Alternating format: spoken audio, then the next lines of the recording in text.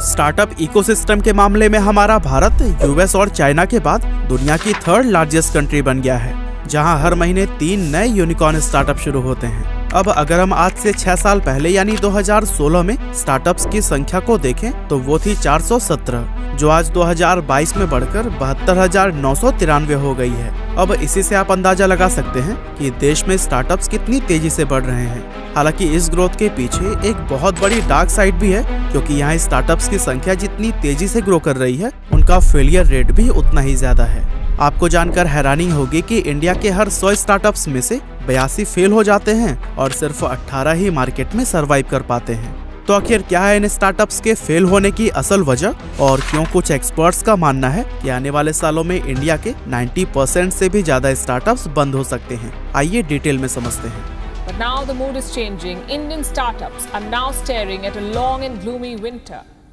दोस्तों, पिछले कुछ सालों में जोमेटो, स्विगी, ओला, भारत पे, ओयो, बायजूस और मीशो जैसे ना जाने कितने नए स्टार्टअप्स हमें इंडिया में देखने को मिले हैं, जहां इन सभी ब्रांड्स ने बेहतरीन मार्केटिंग और एडवर्टीजमेंट से काफी कम समय में खुद की एक अलग पहचान बना ली है। लेकिन सवाल ये उठता है कि इतना सक्सेसफुल दिखने वाली ये ब्रांड क्या सच में सफल हैं? तो इसका जवाब है बिल्कुल नहीं।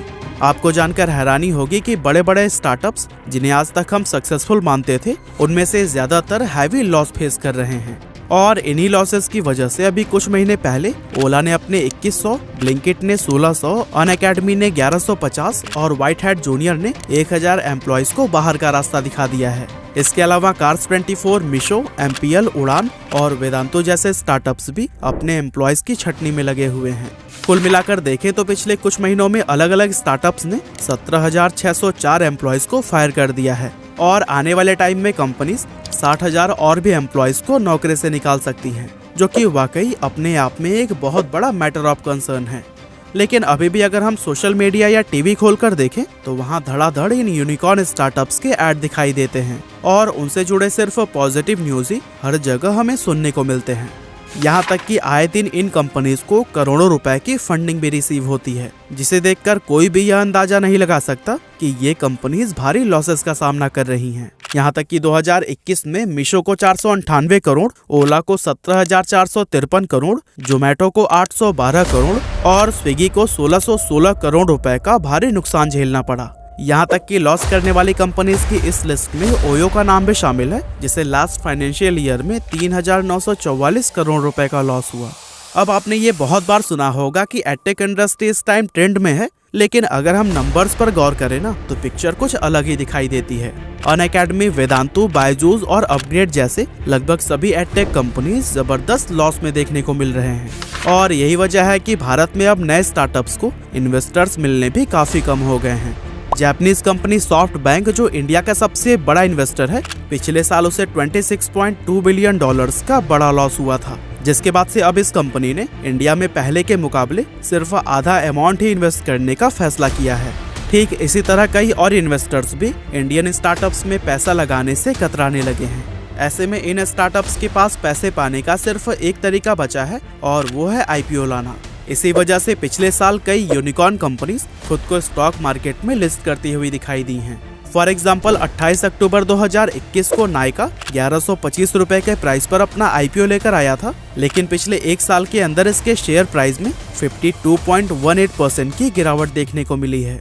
वहीं अगर हम पेटीएम की बात करें तो वो भी पिछले साल ही अपना आईपीओ लेकर आया था, जो कि लोगों के बीच काफी चर्चे में भी रहा, लेकिन एक साल में इसका स्टॉक प्राइस भी काफी तेजी से नीचे गिरते हुए 67.87% डाउन चल रहा है। ठीक इसी तरह 23 जुलाई 2021 को स्टॉक मार्केट में लिस्ट होने वाला जोमेटो भी खूब सुर्खियों में रहा था, लेकिन आज हम अगर इसकी परफॉर्मेंस को देखें तो जोमेटो के शेयर्स में भी पिछले एक साल के अंदर 53.41% की गिरावट आई है। अब ओला, स्विगी और ओयो जैसी और भी कई कंपनीज अपना आईपीओ लेकर आने वाली थी, लेकिन कुछ यूनिकॉर्न के स्टॉक मार्केट में लगातार खराब परफॉर्मेंस की वजह से इन कंपनियों ने अपने पैर पीछे खींचने में ही खुद की भलाई समझी।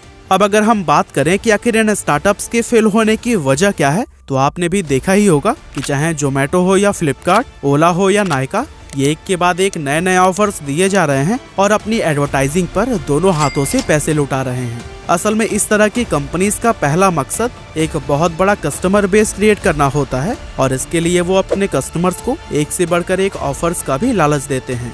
यहाँ तक कि ये अपना भारी लॉस कराने से भी पीछे नहीं हटते।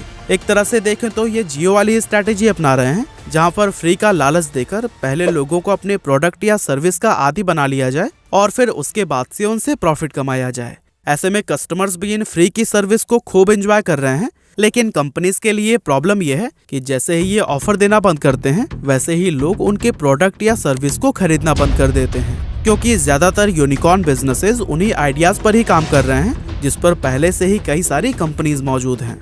अगर हम एग्जांपल देखें तो जोमेटो और स्विगी दोनों एक ही आइडिया पर काम कर रही हैं। अब ओला और उबर हो, फ्लिपकार्ट और मीशो हो या फिर नाइका और पर्पल, लगभग ये सारी ही कंपनीज एक दूसरे से काफी सिमिलर हैं। तो जब भी एक कंपनी ऑफर देना बंद करती है तो लोग दूसरे के पास चले जाते हैं और जब दूसरी बंद करती है तो वो तीसरी कंपनी के पास चले जाते हैं। ऐसे में इन यूनिकॉर्न स्टार्टअप्स को बिजनेस करने का मौका ही नहीं मिल पाता।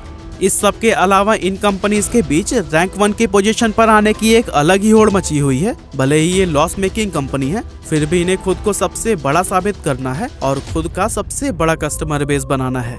इसीलिए ये कंपनियां एक दूसरे से बढ़ चढ़कर और उनसे ज्यादा ऑफर देने की कोशिश कर रही हैं, ताकि लोग सिर्फ उनके ही प्रोडक्ट या सर्विस को खरीदते रहें, भले ही इसके लिए कंपनीज को अपनी जेब से ही पैसे क्यों न लगाने पड़े। और दोस्तों, इन स्टार्टअप्स की एक सच्चाई ये भी है कि इनमें से बहुत कम ही कंपनीज ऐसी हैं जिनके पास अपना खुद का आइडिया है और वो उस पर काम कर रही हैं, वरना ज्यादातर आइडियाज तो किसी और देश के स्टार्टअप से कॉपी किए गए हैं और इसीलिए ज्यादातर नए स्टार्टअप्स के पास मार्केट में सर्व करने के लिए कुछ भी नया नहीं है और यही इनके फेल होने की सबसे बड़ी वजह है। तभी तो आज इंडिया में हर 100 स्टार्टअप्स में से लगभग 82 या तो पूरी तरह से फेल हो रहे हैं या फिर वो कुछ खास कमाल नहीं दिखा पा रहे और इनमें से सिर्फ 18% स्टार्टअप्स ही ऐसे निकलते हैं जो कि प्रॉफिटेबल बिजनेस कर रहे हैं। और दोस्तों, प्रॉफिट कमाने वाली कंपनीज में ग्रो, लेंसकार्ट और मामाअर्थ जैसे कुछ गिने चुने नाम ही शामिल हैं। अब ऐसे में ये देखना वाकई काफी दिलचस्प होगा कि लगातार घाटे में चल रहे ये स्टार्टअप्स कुछ नया करके खुद को प्रॉफिटेबल बना पाएंगे या फिर पूरी तरह से फेल हो जाएंगे। वैसे अगर आप जोमेटो और स्विगी या फिर बिग बास्केट और ब्लिंकिट के लॉस में होने की असल वजह को जानना चाहते हैं तो फिर हमारे इन वीडियोस को जरूर देखिएगा।